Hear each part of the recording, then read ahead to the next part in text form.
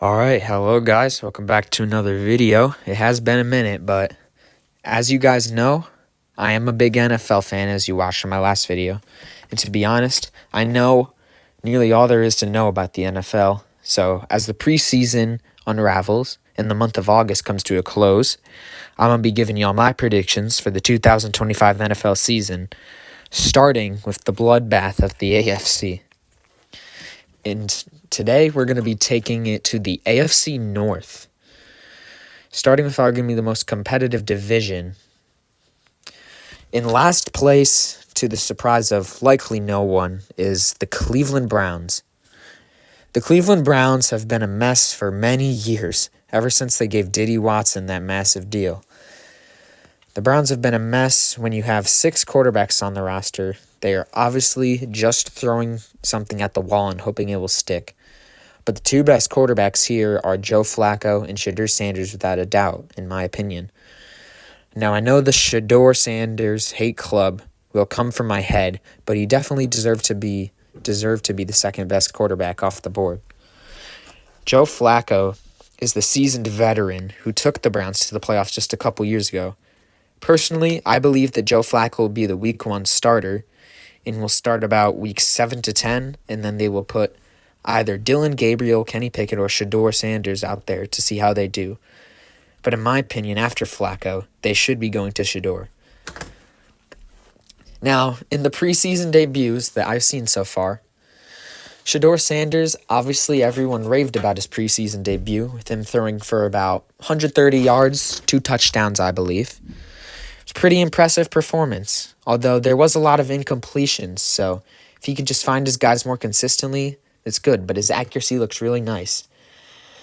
Dillon Gabriel, however, a lot of people like to clown on his debut with his completion percentage. I'm pretty sure was really high for him throwing about the same amount of yards as Shedeur, but he did end up throwing a pick 6, which wasn't his fault in my opinion, as his receivers basically just stood there as the Eagles DB really just took it to the house. But you know what I feel about Dillon Gabriel, but I guess we'll see how it is as the season goes around. Other bright spots for this Browns roster, I think, Jerry Jeudy is very impressive. He did a very good job last year. Obviously, you have the defensive line with Myles Garrett and Mason Graham. That's going to be a scary sight to see. Their defense is honestly the better part of their team. It's just the offense needs to figure it out with whoever they're putting under center. And their running back situation with Quinson Judkins being a women respecter. Yeah.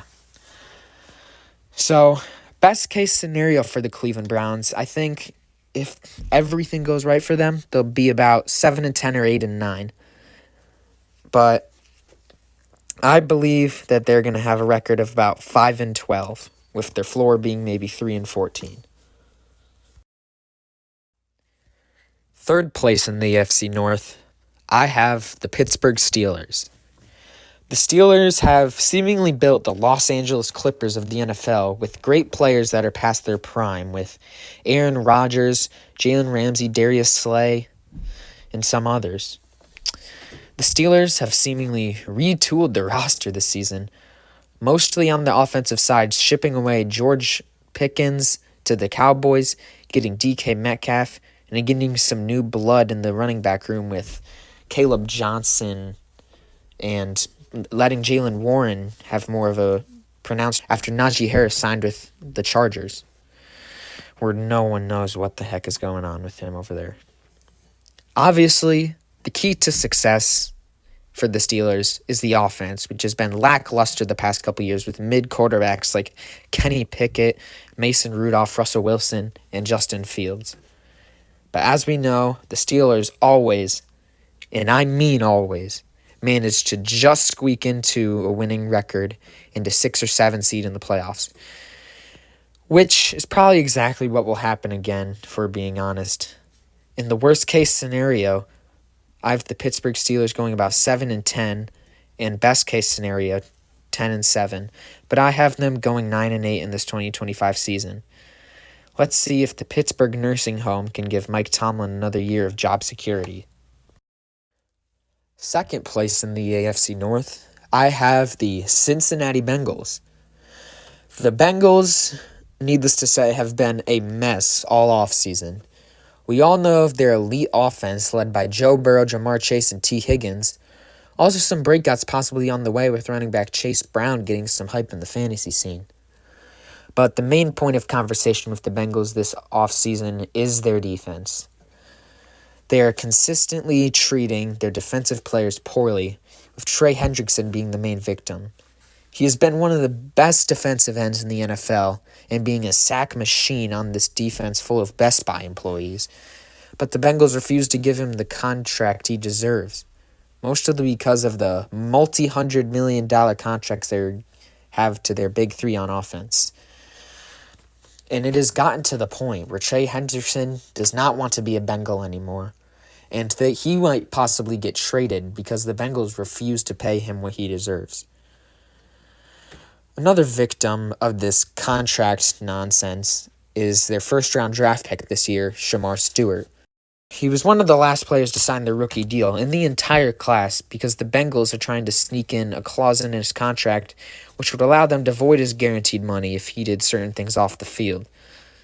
They were at a standstill until just recently, where he agreed to it if they bumped up his signing bonus. But regardless of this, the Bengals are probably still going to have a good season, along with the 3 to 4 losses in the first 6 weeks to terrible teams. If everything goes wrong, mainly on the defensive end, I think the Bengals will be about 7-10. Best case scenario, the defense steps up along with the offensive success, and they could be about 11-6 or 12-5. But I have the Bengals getting a 10-7 record and getting into the playoffs this year. And my first place winners in the AFC North, to the surprise of probably not many of you watching this video, I have the Baltimore Ravens.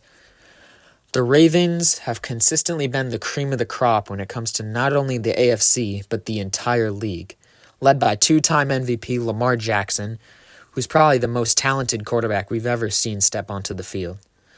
These past couple years, the Ravens' talent has tripled, starting with the behemoth of a running back in Derrick Henry that they signed last year, rushing for nearly 2,000 yards right behind Saquon.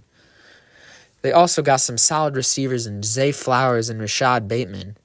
Many people actually forget, but the Ravens signed DeAndre Hopkins this offseason, getting some veteran blood and leadership into that locker room. Let's see if he can revive some of his old talent he had back with Houston and Arizona. Most of the biggest improvements, in my opinion, have been on the defensive side of the ball. Their entire secondary is filled with current or future superstars in Jair Alexander, when he's healthy, Nate Wiggins, Marlon Humphrey, Kyle Hamilton, and Malachi Starks. That secondary is prone to cause every team a lot of trouble this season, and their linebackers and defensive linemen are also very talented, with Roquan Smith, Namadi Madubuike, Odafe Owe, and Kyle Van Noy.